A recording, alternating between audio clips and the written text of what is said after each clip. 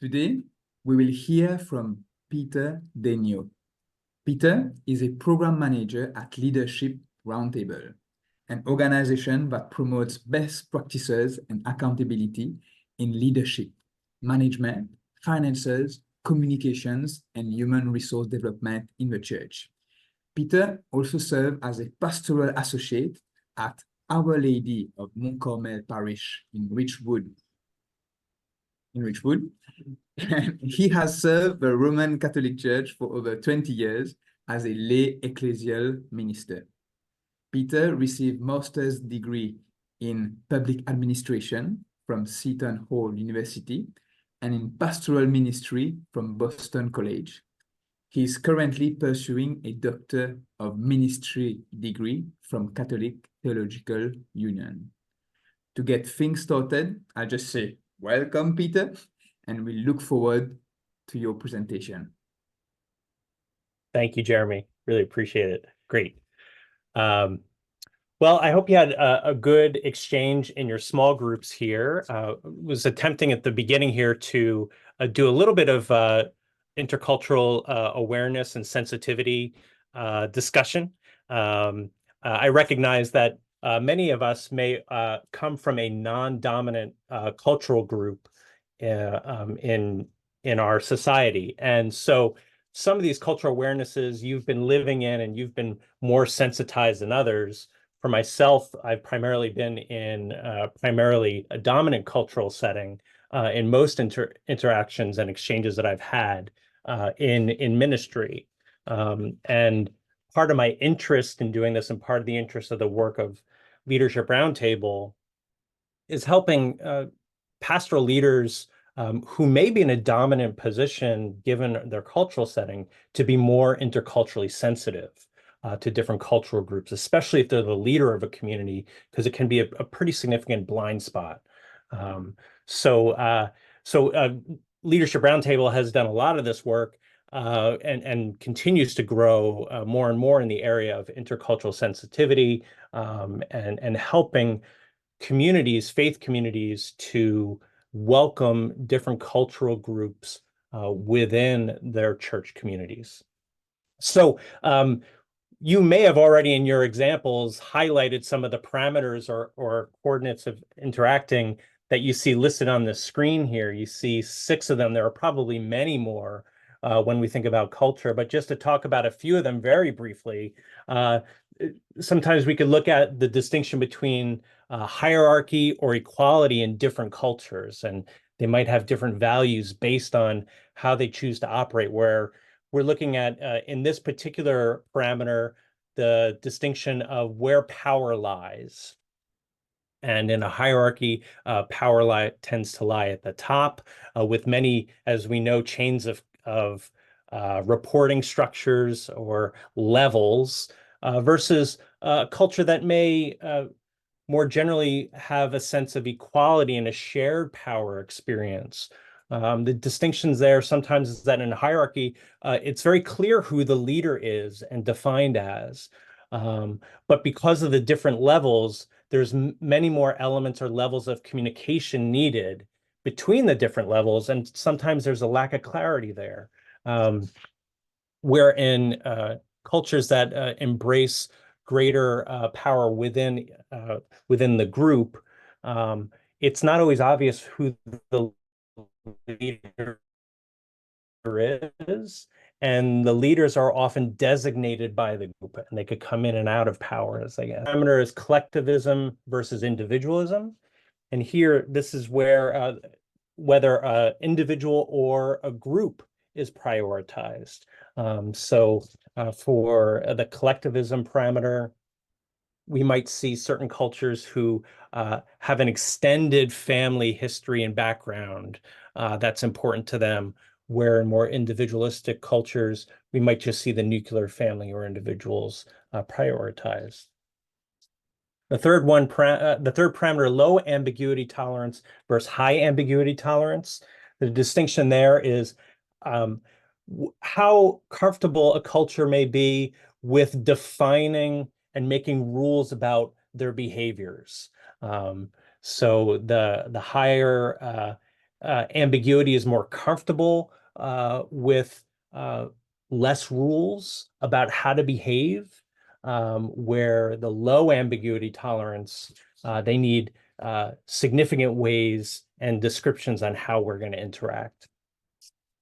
The fourth is gender roles, and essentially different cultures will have either a more fluid understanding of the roles within their culture. They might share different responsibilities versus a stricter or more firm understanding of gender roles, where there's clearly delineated behaviors and activities for the genders.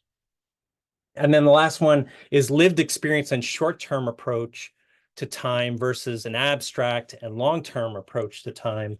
And here it's a sense of the first part of it is thinking about our past and our history and our traditions, and the relationships are very important, versus the long-term approach. Time is a value in and of itself, and the culture tends to look at how we plan for the future.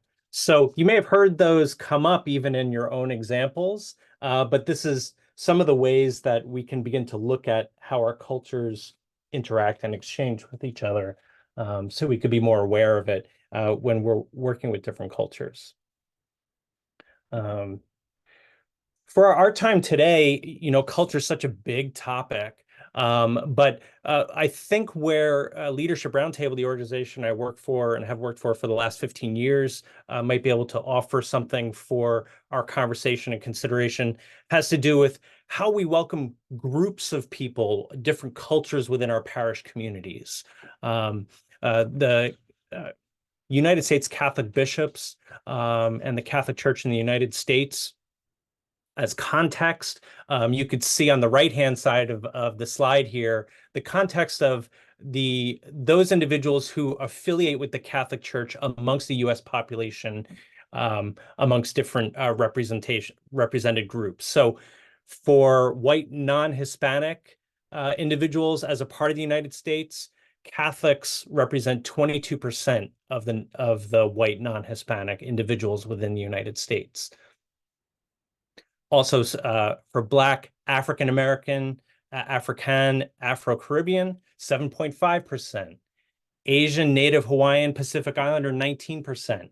Hispanic Latinos, the Catholic population of that demographic is almost 2/3 of Hispanics, Latinos within the United States, and then 18%. So our church communities have had to think through and really grow and many times struggle with how we can be present to care for multiple cultures within one parish community, and how we could welcome individuals. We're still figuring this out, still learning, still growing.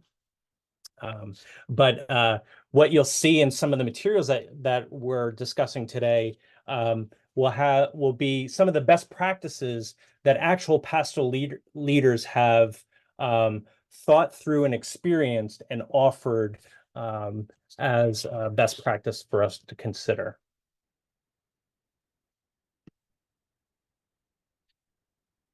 And one of the ways we begin to think about how a parish or church community is welcoming different cultural communities is through the use of the work of Milton Bennett, who put together the 6 phases of intercultural sensitivity. And we're going to use this actually as a part of a conversation that we'll have in small groups to think about where your church community might be along this continuum. So if we look at this continuum from, on the left-hand side, ethnocentrism, which ultimately has to do as the frame of reference of the community is primarily around their own cultural values, and that's the way that they look at and see the whole world, versus ethno-relativism, which is on the right-hand side, Bennett talks about there's a frame of reference where I know and understand my culture and values, but it's not the only way to live in the world. So we have those two polarities as a part of the continuum here. And then you see these 6 phases of it. So as I walk through these, I'd invite you to think about where your church community sits, and we'll have some time to talk about that in our groups here. So the first element on the left-hand side is denial. And in this experience within our churches, the pastoral leaders may not even recognize that there are other minority cultures within the area or region that they function or work or minister to. There's just a complete rejection that it actually exists.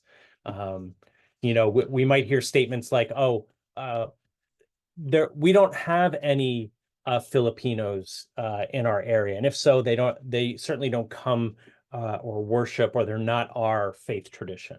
Whatever the case may be, you might hear something like that.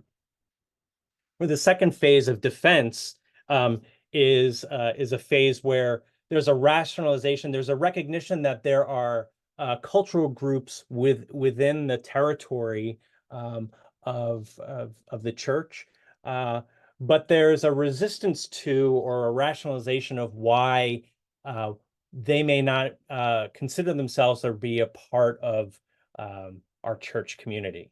And it's often based on a motivation of fear for this defensive posture that a pastoral leader or church group may have just in general. The next phase is minimization. Here's where there's a recognition that there are different cultural groups, perhaps, that we are interacting with in our area and in our society, but we minimize the distinction, and it's more of a sense of assimilation into the community. Well, they exist and they're here and they're welcome to worship here, but we're not going to change or do anything differently because of it, right? That's an acknowledgement of an individual, but we're not changing. And then moving on to the other side of the spectrum, where we get into ethno-relativism, we begin to see an opening up, that there's an acceptance of cultural differences. But in this phase, while there's an acceptance, there's still a holding on to our own values, and it's a politeness. There's still an us and them as a part of the interchange or exchange amongst cultural groups.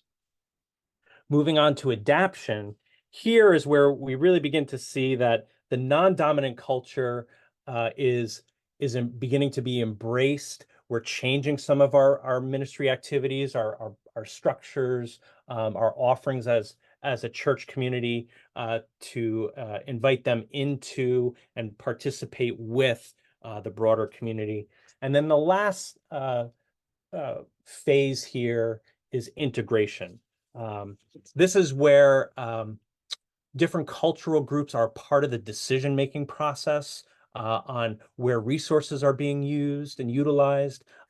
We might talk about the pastoral leaders are very fluid and comfortable with the different cultural communities. There's an appreciation of the different cultures and how we as individuals or pastoral leaders would modify the way we wind up ministering in order to serve them best. So you see this distinction here on the continuum, and I believe Jeremy is going to launch us into our groups with a question that will help us discuss this. Thank you, Peter. So as you prepare to go into your breakout groups, consider the following question to guide your question, okay?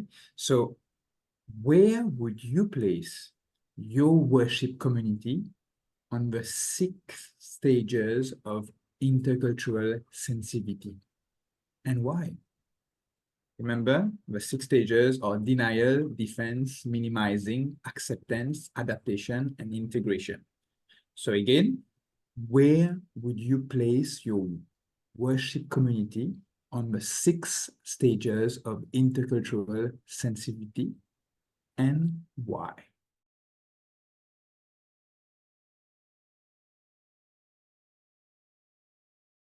So what I'd like to do is to offer the wisdom of pastors who have worked hard in their church communities at establishing and creating a welcoming, hospitable place for a diversity of cultures and what they've learned from that experience. You'll find all this, and it's actually going to be in a resource that is called Shared Parishes. And in the Catholic tradition, that's been the word that has been adopted in order to talk about a church community that serves a diversity of different cultural groups all within the same church or parish.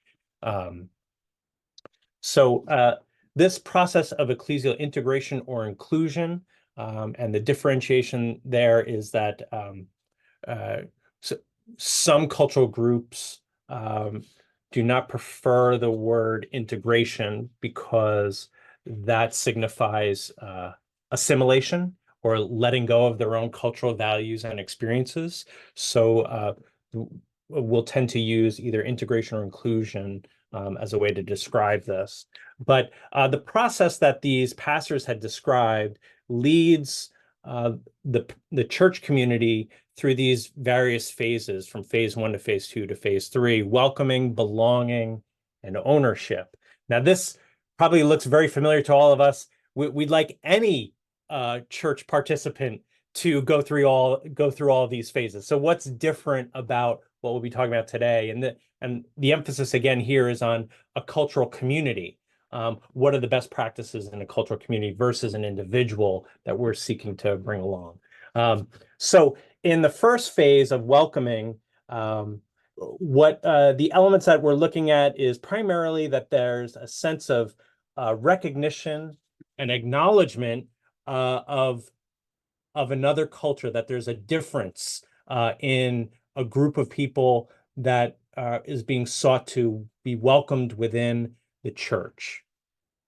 The second phase, belonging, primarily in this phase, there's a sense of respecting the cultural differences of the different cultural groups. So we've grown a little bit closer to the phase 3, where there's ownership. And here there's a healthy interaction among different cultural groups within the community. There's no loss or gain to the identity of the communities as they participate in the church, that there's a mutuality as they see themselves as one community together. So this is how these movements are all come together. Now, as a part of these this process of ecclesial integration or inclusion, there's going to be 3 crisis moments, and I'll try to highlight those from the experiences of the pastors and what they shared about these different crises that the church communities tend to experience here. We'll see that we continue to go into further integration or inclusion, or a greater sense of stewardship and mission for our church. Movement 1 is mission, and this graphic here shows the church within a larger territory. And I'm not sure if this is the case for all Christian traditions, but in the Catholic tradition, you may be aware that there's a geographical location or a boundary that each church or parish community is responsible for. So it's not only about the members who are in the community, but it's also anyone who lives in that geographical boundary is the responsibility for the pastoral care of the parish or church community. So what we see here is the pastor and those that would advise and serve and support along with the pastor, the finance council, pastoral council staff. And in this first movement, there's an awareness of and a desire to reach out in mission to other cultural groups within the geographical location. And this is represented by these individual triangles here. So you can see that they're outside of the boundaries of the parish itself, the church, but not the territory, right? The territory is inclusive of the whole white space. So we go from mission, where there's a desire to reach out and to learn more about a different cultural community, to a homecoming. And now you see that those cultural groups now have their own circle. And what that is representing is that this church community now recognizes that there's other cultural communities in their area, and they set up a parallel experience of what's offered in the parish or the church. They might have their own worship experiences or services or masses, right? They have their own minister that speaks their own language. They'll have individuals from within the community who will think through the pastoral ministries that are needed for it, but they're separate. At one point, at least in the Catholic tradition, we would see this as this was common in our national churches that were found around the country. So if you came from Ireland, you had an Irish pastor, and you served the Irish Catholics in that area. The same thing with the Italians and the Polish and so on and so forth. With the Mexican, there's all these different national churches. In this setting, they still function in their own space, and it gives them that space to continue to use their same language, to hear their prayers within their same language. But there's attention to it being drawn from the broader church or parish community itself. Right? This is one of the first crises, actually, because there's a concern by the dominant culture that there would be some fractioning, because we are now seeing other cultural groups within our community, and so that's a hurdle that is attempted to be overcome through providing prayer and worship and ministry specific to their own cultural communities.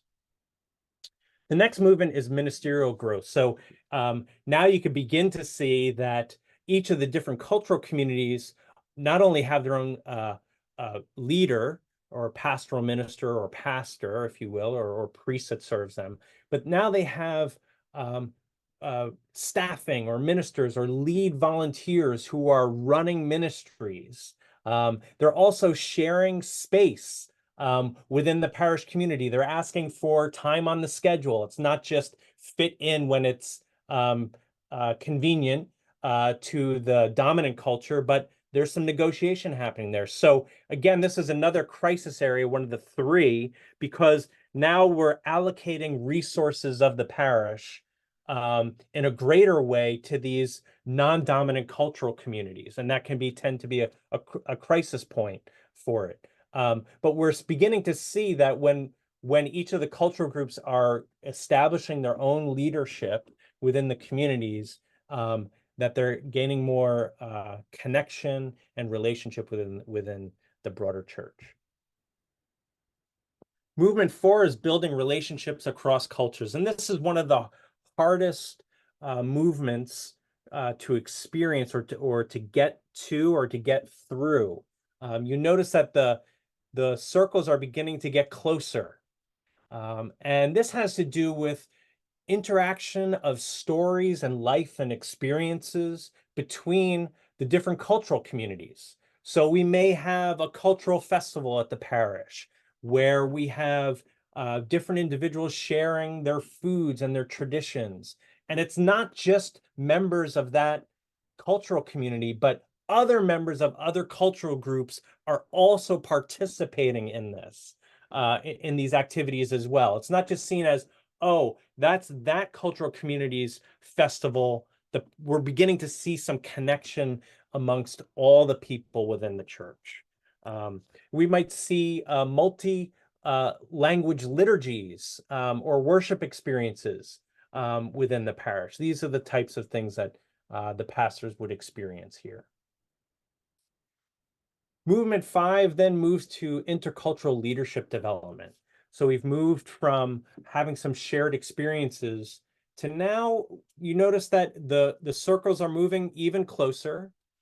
We're also noticing that the committees that are guiding the main cultural communities are more connected to the main advisory community within the church. and there's some sharing of thoughts and experiences.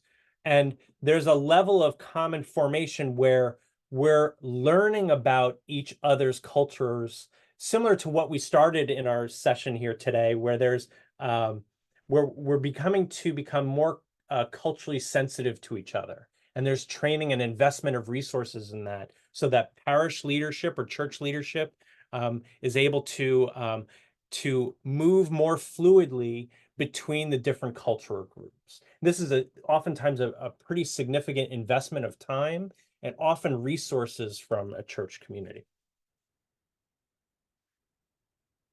Movement 6 then moves into a decision-making process. This is the third of the crisis moments when it comes to the ecclesial integration and inclusion.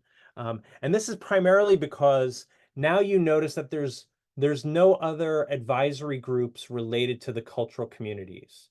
That all the advisory groups, the finance council, the pastoral council, if you have staff, they're all there are individuals from all the different cultural groups as a part of these advisory groups. And so with that, there's the opportunity for decision-making that is inclusive of the non-dominant cultures. And the crisis point there for the dominant culture is a feeling or a sense of loss of their power, right? So to be able to move into this area that the community will experience and need to go through that tension in order to move past into the next movement here. Movement 7 then goes from decision-making, right, to sharing resources. Now that we're making decisions, now the integrated inclusive advisory groups are making decisions on how to spend their resources. So we've gone from decision-making to saying there's a common sense amongst those that are in leadership, and they're making decisions based on the cultural needs of the different groups. And it's a shared experience between everyone, right? So dominant and non-dominant cultural groups are saying these non-dominant cultural groups need different resourcing, and we want to be able to resource them based on it. From resourcing the different cultural groups within the parish, then we move to movement 8, achieving stewardship. Notice that we go from decision-making to resourcing the pastoral needs and concerns of the different cultural groups. And from that, the movement is achieving stewardship with the various cultural groups within the parish. You see that the circles are growing more closer together, but there's a sensitivity and attention to how different cultural communities see how they're going to provide their time, talent, and treasure, right? Because each cultural community will emphasize each one of those elements differently, and they'll have different ways of accomplishing how they choose to give financially to the parish, different preferences, and that's okay by the parish leadership when we get to movement 8. And all of this, once we have a sense of a strong stewardship amongst the church community with the different cultures that are present, then the pastors have noticed that now now all the groups together are recognizing and even defining the church themselves as a multicultural church experience, and they see their cultural differences as a positive gift to the community. And in that gift, see themselves as being able to reach out to others because there are different cultural groups beyond the church that they now can bring in because of that shared experience and awareness as one church. And I should say, after going through these 9 movements here, that it's not always necessarily a step-by-step locked progression. These pastors said this is not linear in any stretch, right? That it can include variations, and they can be in different places at a time, but they're kind of like milestones or benchmarks for church leadership to get a sense of how things are progressing and developing for the church together. So I hope you find those elements helpful. Again, I said that this is all provided in the resource, which will be shared in a link before the end of our time, and it's a downloadable resource that will be emailed to you afterwards if you'd like some more details about it. It's a very I think helpful resource that you can benefit from. Jeremy? Thank you very much. Thank you very much, Peter. Like, I think it's very interesting to just see all those different movements also. And just for reflection, we would like to ask all of you guys, considering the 9 ecclesial movements for ecclesial integration, like inclusion. What wisdom would inform you in your ministry context? And how would this movement make a difference in your work? I said again, it's just for reflection. Just think about it. We're not gonna break into groups due to time constraint, but just to reflect on it, like considering the 9 ecclesial movement Peter just shared for ecclesial integration, inclusion, what wisdom would inform you in your ministry context? And how would this movement make a difference in your work? Okay, so right, Peter, do you have a concluding remarks before our time for question and answer? Yeah, I suspect we'd all have our own way of thinking about why it's important as the Christian community to be open, welcoming, and embracing of diversity of cultures. You know, I often will reflect on the experience of the scripture line, the line in scripture that Jesus's prayer, so that they may all be one, as a guiding light for myself. And I think, you know, in our current context, at least in the United States, I know there are a few joining us from beyond those grounds, but even in our world, the polarization and the recognition that there's such diversity in our world, and to embrace that diversity and to learn and be curious about it as a way and a means for us bringing together all of us into the body of Christ. Certainly is our gospel mandate. So I think this is such an important topic for us as Christian leaders, and hope you found something valuable here to take along with you in your work. Thank you very much for those thoughts and for sharing all these aspects, Peter.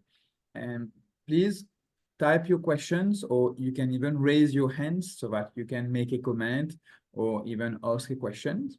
So just as you're thinking about what question you would like to ask or comment you would like to make, I would like to just ask you one thing, Peter, because as you were sharing, you shared about even this aspect of a different culture, and just to celebrate and see the different cultures by time of sharing. So practically, what are the practical things you are kind of, for experience, you know, which works? Is it like a cultural party? Like, what kind of things which work well to value and see the different cultures? Yeah. Well, when it comes to pastoral leaders and forming groups, you know, one of the things to be sensitive to an interculturally, we need attitudes, we need skills, and behaviors, and the hardest is the attitude.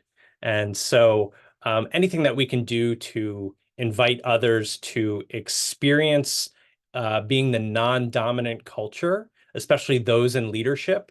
You know, I talked about that myself, that having these experiences where I was the non-dominant culture was where the awareness came for me.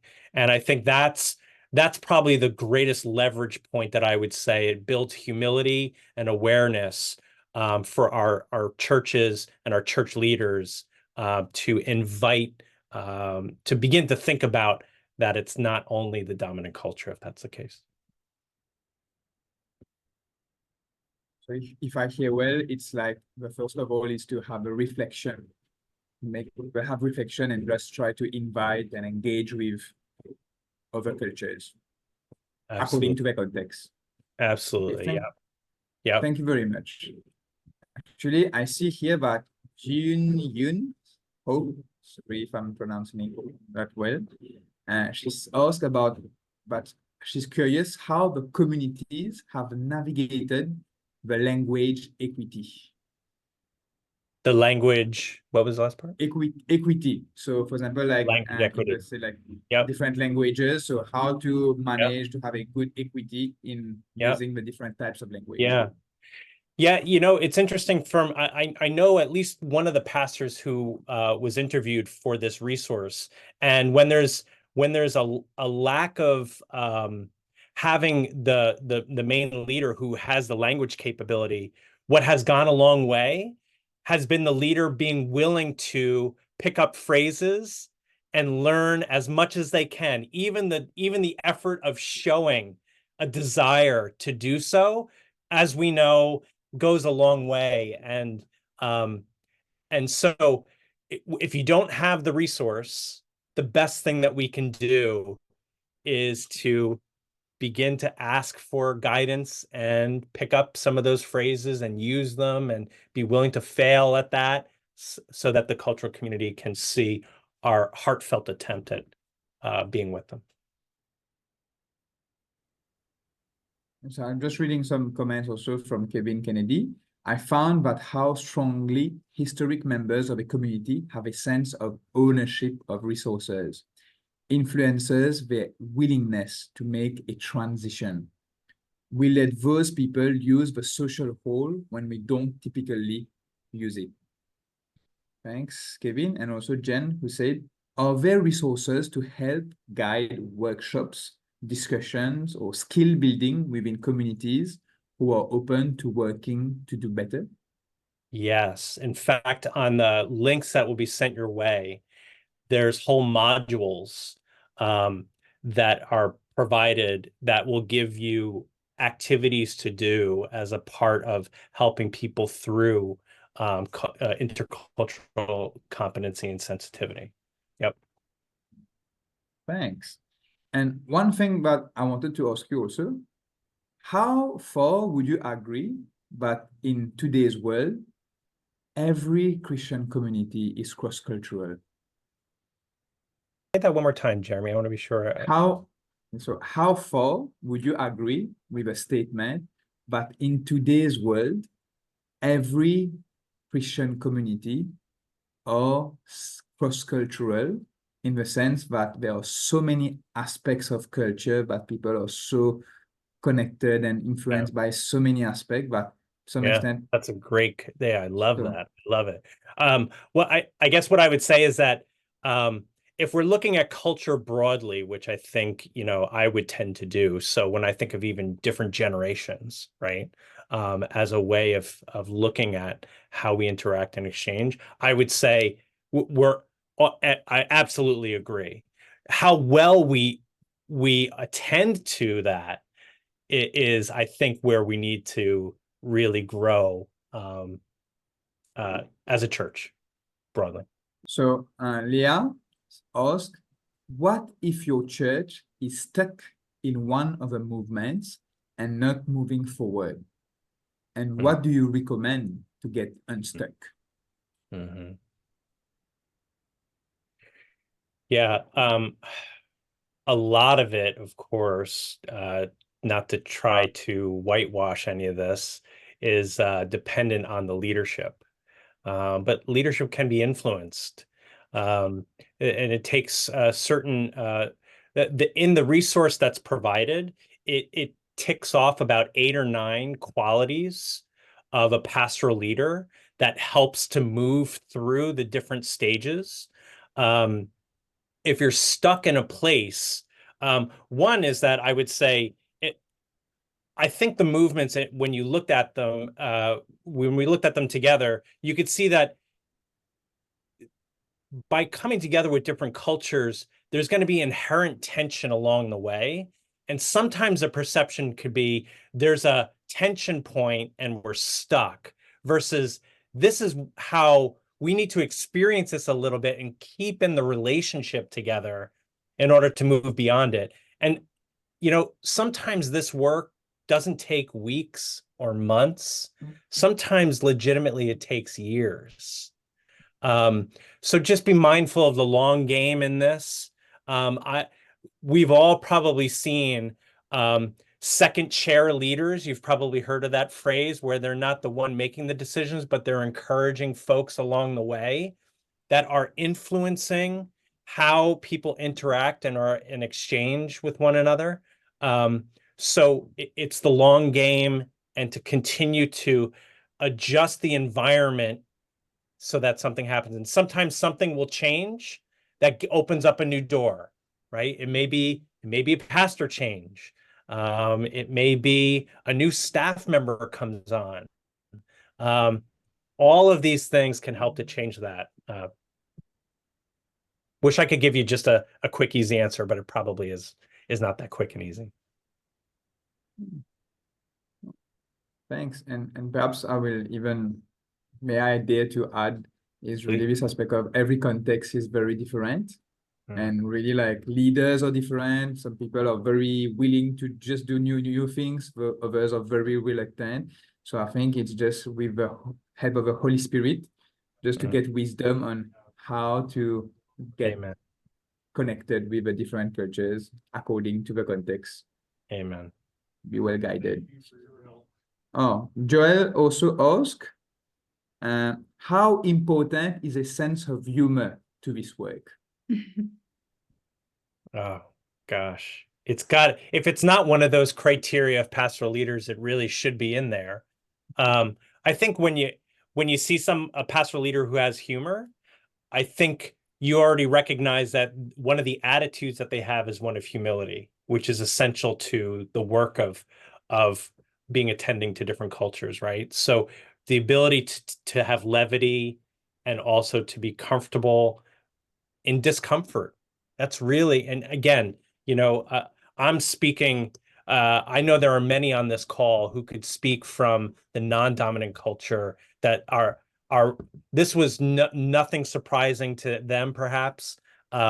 More for those who are in the dominant culture that need intercultural competency and sensitivity, that could bring this along. But yeah, especially for those that are in the dominant culture, to get the level of humor is pretty critical.